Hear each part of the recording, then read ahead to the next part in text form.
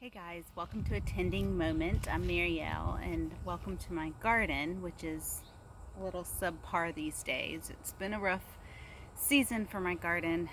It's been very dry, and I watered it real good at the beginning of the season, and then life happened. And so now it's dry, it's not producing much, and I think my own soul can be the same way. I can think that a great time with the Lord and a getaway retreat or just a mountaintop experience with Him will sustain me. And the reality is, it doesn't. Right? Within a day, maybe, we end up going right back down and feeling dry and weary and attacked by all the things around us, especially these days, these post sort of COVID days, and just the way our culture and things around us are coming at us. It's so easy to feel beat up and worn down. So we need daily time in the Word. We need this manna every day. So I wanted to share with you just a small truth that the Lord showed me in His Word as I have been tending my soul through the book of Habakkuk lately. And I unpacked, I engaged with the Word of God through the tend method that I use, and I'll drop some links for more about that in the show notes. But I just want to unpack this verse with you and hopefully encourage your heart by it. Habakkuk 2:4 is part of God's response to a prayer that Habakkuk prays.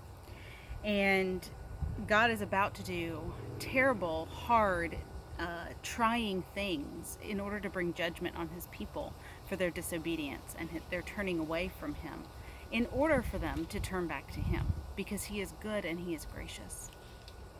And He says to Habakkuk about the people, the Chaldeans or the Babylonians that are about to come against God's people. He says to Habakkuk about them in 2:4, "Behold, his soul is puffed up."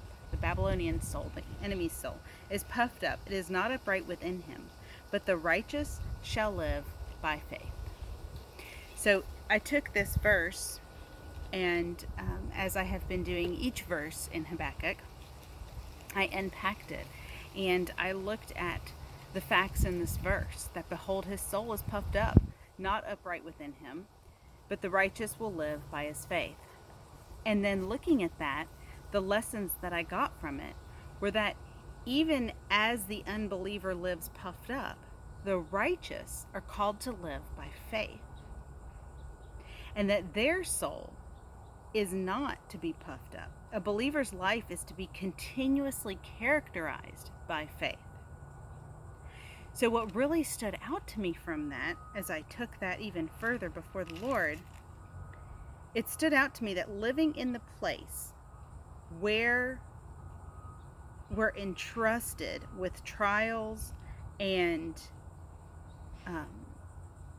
attacks from our enemy, where we are entrusted with that, where we are living in the midst of that, we are to live grateful, we are to live faithful, we are to live relying on His grace. Because I asked the Lord, if a believer's life is to be characterized by faith, then is my life characterized by faith?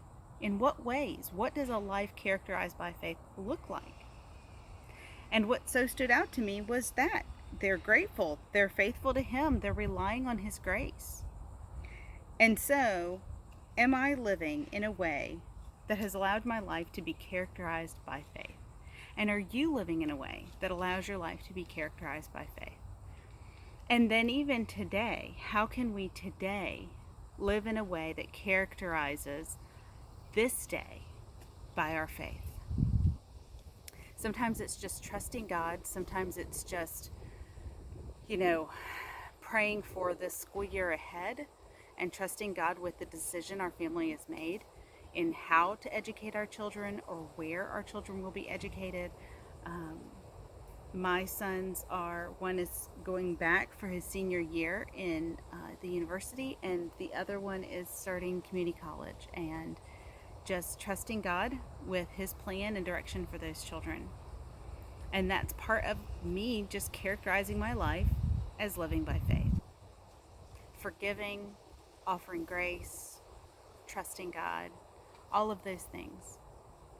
So, I ask you, friend, how are you allowing God to characterize your life as one who lives by faith? I'd love to hear. Leave your comments and subscribe if you don't want to miss any of these tending moments. I'll see you soon.